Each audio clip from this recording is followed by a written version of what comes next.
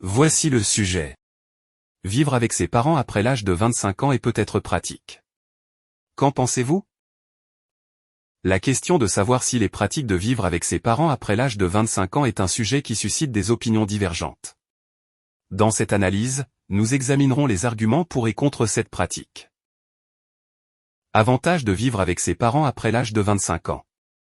Économie financière, vivre avec ses parents peut permettre de réaliser des économies importantes sur le loyer, les factures et les dépenses quotidiennes, ce qui peut être particulièrement bénéfique dans un contexte économique difficile.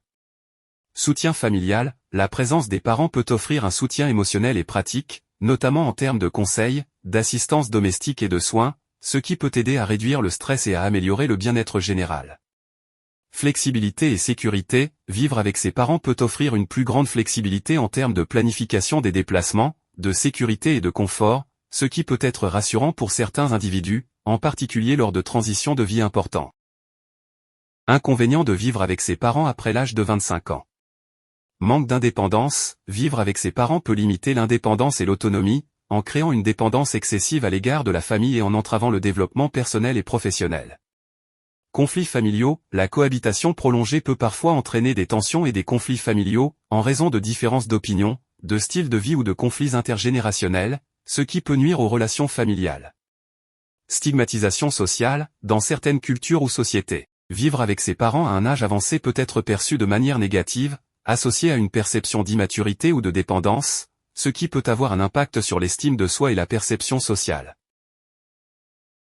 Conclusion. En conclusion, vivre avec ses parents après l'âge de 25 ans présente à la fois des avantages et des inconvénients, qui dépendent largement de la situation individuelle, des relations familiales et des circonstances personnelles.